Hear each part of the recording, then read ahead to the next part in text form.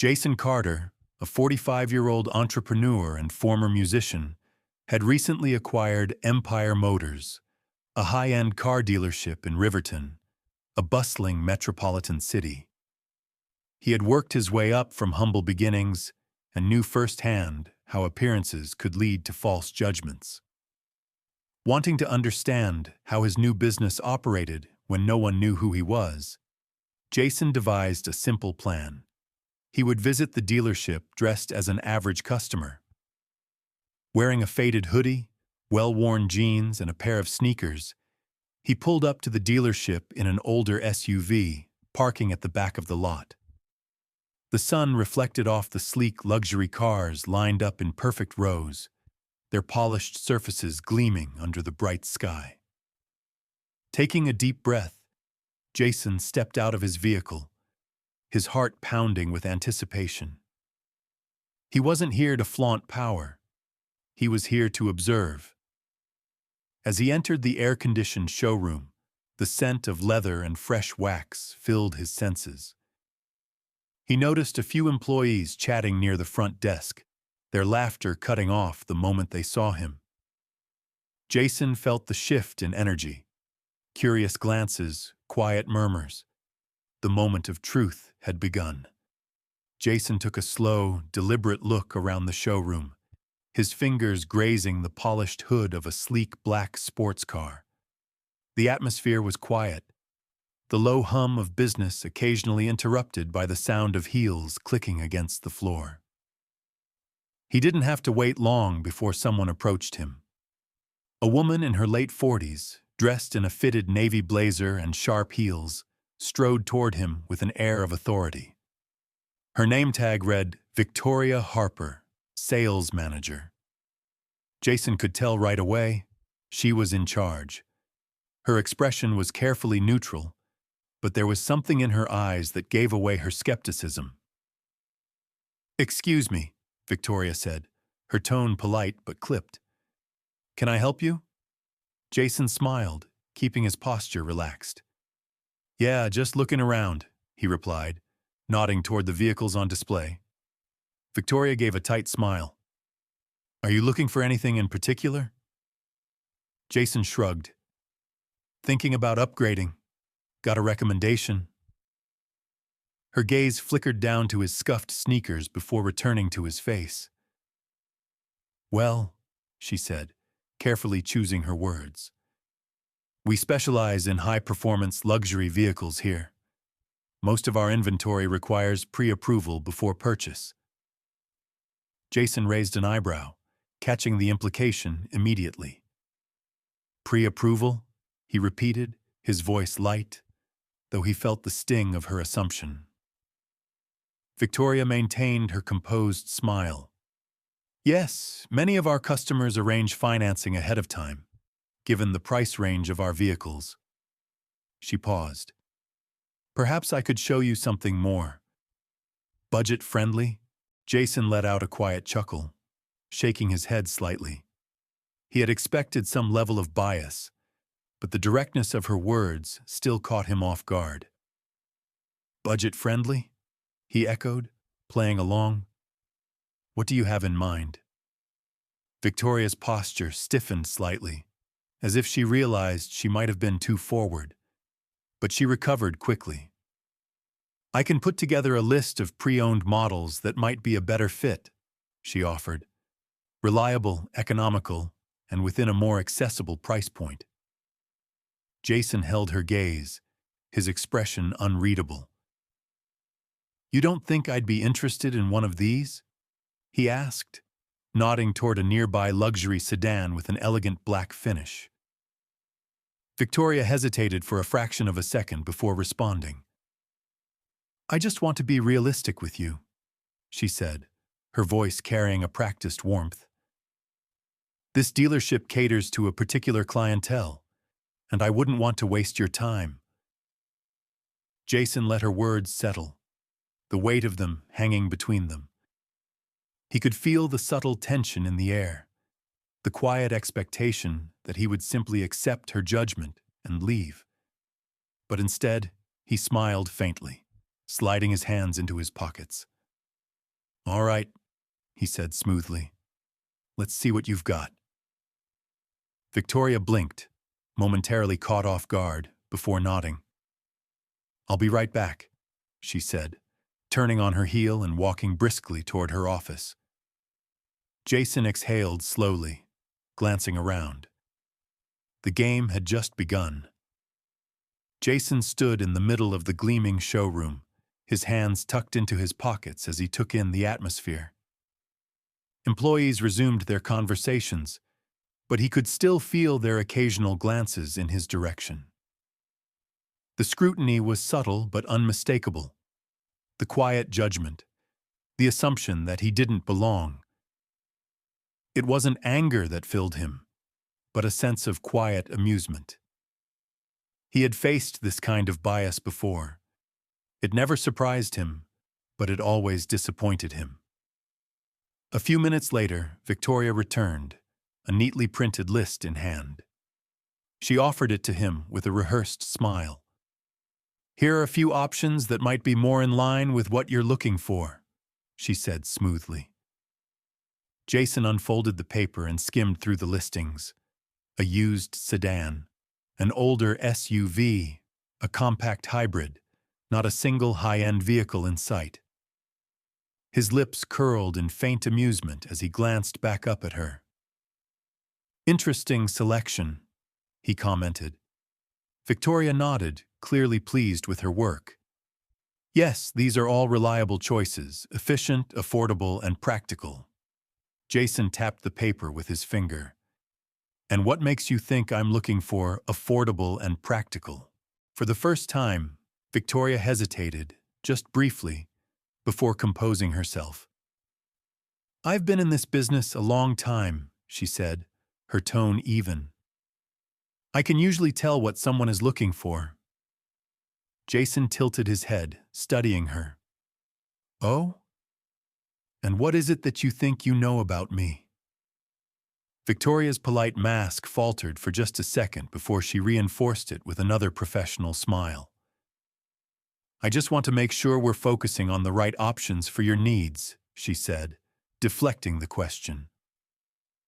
Jason exhaled slowly, folding the paper and slipping it into his pocket. "I appreciate the effort," he said, his voice measured. For a brief moment, Victoria seemed disarmed by his response, as if she had expected pushback, but she quickly recovered, nodding curtly. "Of course. If you're interested, I can arrange for you to test drive one of these models." Jason let a beat of silence pass before replying. "Actually," he said, his voice calm but firm, "I'd like to speak with the owner." Victoria's smile tightened, and Jason noticed the subtle shift in her posture. "The owner isn't available for casual visits," she said smoothly. "They don't usually stop by unannounced." Jason nodded thoughtfully, his expression unreadable. "I see." He reached into his pocket and pulled out his phone. "Guess I'll just give them a call myself." Victoria's confident demeanor flickered with uncertainty as she watched him scroll through his contacts. "What are you doing?" she asked. Jason lifted the phone to his ear. "Just calling the owner," he said simply. "Shouldn't take long." Around them, a few employees stopped what they were doing, sensing something unusual. The tension in the showroom thickened as Jason spoke into the phone. "Yeah, it's me. I'm at the dealership. Everything's fine, just a little misunderstanding.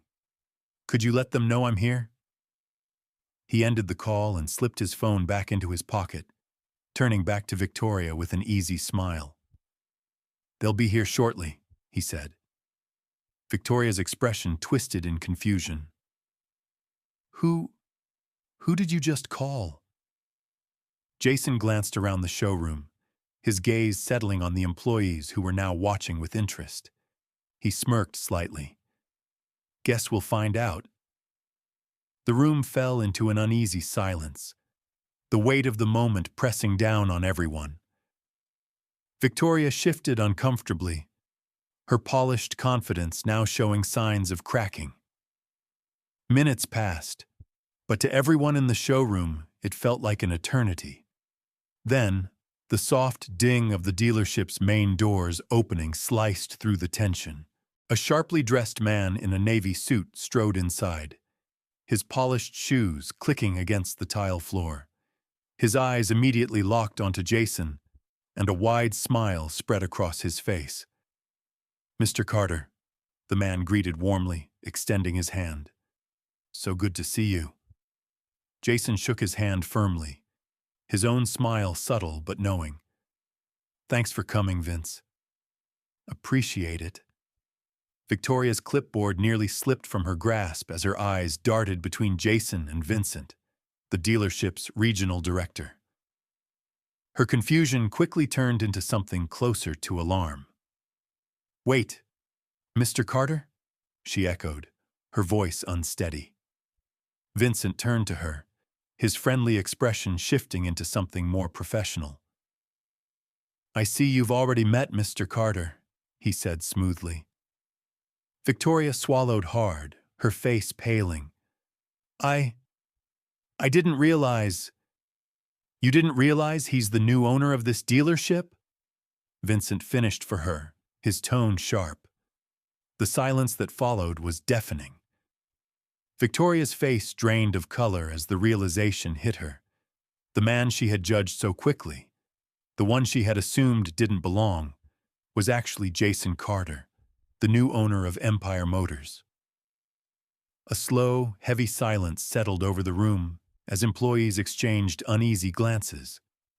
Jason, meanwhile, remained calm, his expression unreadable as he studied Victoria's reaction. I didn't know," Victoria stammered, gripping her clipboard as if it were a lifeline. Jason raised an eyebrow, his voice steady but pointed. "Didn't know what? That I could own a place like this?" Victoria opened her mouth to respond, but no words came out. She looked to Vincent for support, but the regional director only crossed his arms, his expression unreadable. Vincent sighed, shaking his head. "Victoria," he said, his voice carrying a tone of disappointment, "I trust you've given Jason a warm welcome?" Victoria's mouth opened and closed, her usual composure shattered. I may have misjudged the situation," she admitted, her voice barely above a whisper. Jason let the words hang in the air for a moment before speaking again. "Let me ask you something," he said, his voice calm but firm. "If I hadn't been the owner, would you have treated me any differently? Would you have given me the same level of respect as a customer in a suit and tie?" Victoria's throat bobbed as she swallowed, her eyes darting around the room, searching for an escape. I didn't mean any harm," she finally managed, her voice shaky. Jason tilted his head slightly, his gaze unwavering. "Maybe not," he said, "but that doesn't change the fact that you made an assumption about me the second I walked in. And let's be honest, I'm probably not the only one who's been judged like that in this showroom." The tension in the room was thick, suffocating. The other employees shifted uncomfortably, knowing full well that Jason's words carried truth. Victoria exhaled slowly, her shoulders sagging under the weight of the moment. "You're right," she admitted, her voice barely audible. "I shouldn't have assumed. I should have treated you like any other customer." Jason studied her for a long moment, then nodded. "Good," he said simply, "because that's exactly what we're going to talk about next." He turned to Vincent.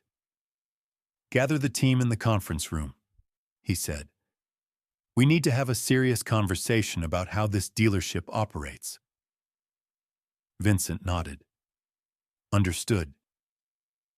As the employees began filing toward the conference room, Jason turned back to Victoria. She looked smaller now, humbled in a way she probably hadn't been in years. "Come on," he said, motioning for her to follow. This isn't just about me. It's about making sure no customer walks in here and feels the way I just did. With that, he walked toward the conference room, knowing this was only the beginning. The employees gathered inside the Empire Motors conference room, a sleek space with glass walls and modern furnishings. But today, despite its impressive design, the room felt suffocating. The air was thick with unease as employees took their seats, whispering among themselves. Victoria sat near the back, her usual air of confidence replaced with nervous tension. Jason, on the other hand, stood at the front of the room, calm but commanding, his presence filling the space. Vincent leaned against the wall, arms crossed, watching the team with a neutral expression. When the last employee settled in, Jason cleared his throat, immediately silencing the room. "Thank you all for joining me on short notice," he began, his voice even but firm. "For those of you who don't know, my name is Jason Carter, and I'm the new owner of Empire Motors." A few quiet murmurs rippled through the team, some employees exchanging embarrassed glances. Even those who hadn't been directly involved in the earlier incident could sense what was coming. Jason let a beat of silence pass before continuing. "I didn't come in today dressed in a suit. I didn't pull up in a flashy sports car. I walked in as a customer, an average person looking to buy a vehicle. And what I experienced was disappointing." He scanned the room, pausing just long enough to let his words settle in. No one dared to speak. "I was judged based on how I looked," Jason continued. "Not on my interest in a vehicle, not on my ability to afford one, just on my appearance. And let me be very clear, that's a problem." Victoria shifted uncomfortably in her seat, staring down at her clipboard. The weight of his words was undeniable. Jason's gaze moved across the room. "And this isn't just about me," he added. "How many potential customers have walked in here and felt the same way? How many people have been dismissed because they didn't look the part?" A young salesperson named Chris hesitated before raising his hand. Jason gave him a nod. "Go ahead." Chris cleared his throat. I think most of us try to treat customers fairly," he said carefully. "But sometimes we make assumptions. It's not intentional. It just happens." Jason nodded, appreciating the honesty. "I get that," he said. "We all have biases, whether we realize it or not. But here's the thing. It's not enough to try to be fair. We have to actively challenge those biases. We have to create an environment where every customer feels valued, no matter how they look or what car they drive." He let the words linger before continuing. "This dealership is known for excellence. But excellence isn't just about the cars we sell. It's about the way we treat people. And from now on, this dealership will be built on respect, inclusivity, and fairness." There was a ripple of agreement around the room. Even Victoria, though still visibly shaken, gave a small nod. Jason turned his attention back to her.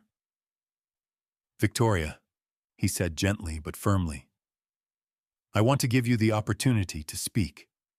Is there anything you'd like to say?" All eyes turned to her. She hesitated, her hands clasped tightly in her lap.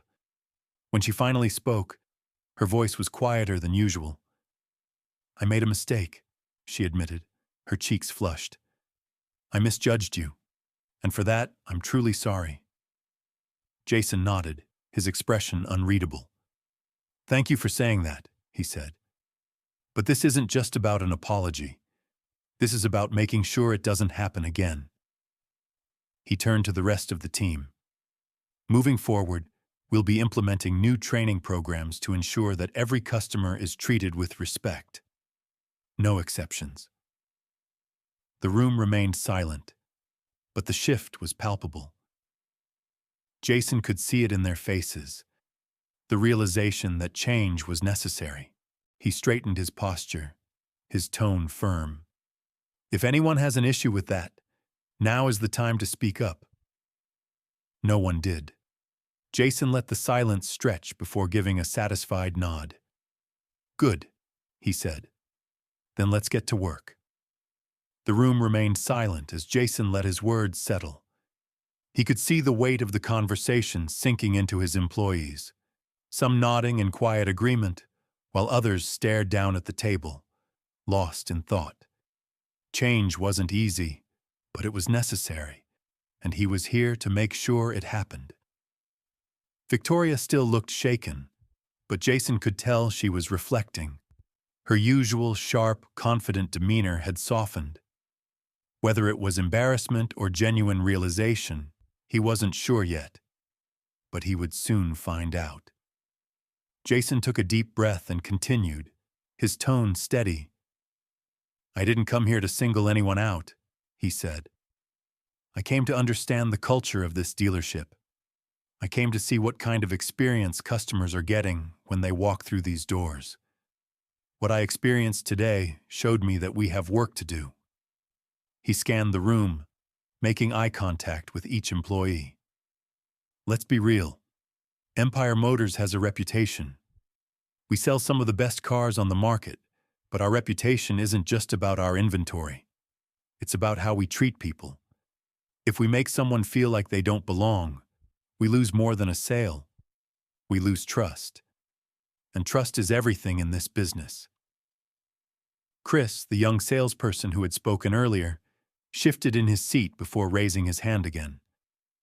Jason nodded toward him. I think a lot of us get caught up in the routine, Chris admitted. We're trained to read people, figure out what kind of car they might be interested in. But maybe we rely on assumptions more than we realize. Jason appreciated the honesty. That's exactly the problem, he said. And that's why we need to be intentional about how we interact with customers. Every person who walks through those doors should feel valued, whether they're buying their first car or their 10th. Victoria finally lifted her head, her expression hesitant.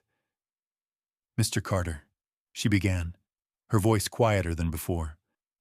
I want to say that I truly regret how I handled things today. It wasn't fair, and it wasn't professional. I let my assumptions cloud my judgment. Jason studied her for a moment, then nodded. I appreciate that, Victoria, he said. And I believe in second chances. But it's not just about saying the right words. It's about doing the right thing moving forward. She nodded, her hands clasped in front of her. I understand, and I'll do better. Jason turned to the rest of the room. This isn't just about one person. We all need to do better. That's why we'll be implementing new training programs on customer service and unconscious bias. We're not just here to sell cars. We're here to build relationships and create an environment where people feel respected. A few employees nodded in agreement. Even those who had been hesitant at first seemed to understand the gravity of what Jason was saying.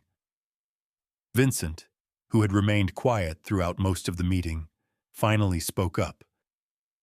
I've worked in this industry a long time, he said, his voice calm but firm. And I can tell you, dealerships that don't adapt don't survive. Jason's right. If we want Empire Motors to thrive, we need to change the way we operate. The employees murmured in agreement, and Jason could feel the energy in the room beginning to shift. It wasn't an immediate transformation, but it was a start. He glanced at Victoria, who sat still, absorbing everything. Victoria, he said, you've been a leader here for a long time. I need you to be part of this change. Are you willing to do that? She straightened her shoulders and met his gaze. Yes, I am. Jason gave a small nod. Good. Because this dealership is going to lead by example, and I expect every single one of you to uphold that standard. The room remained quiet for a beat before Vincent spoke again.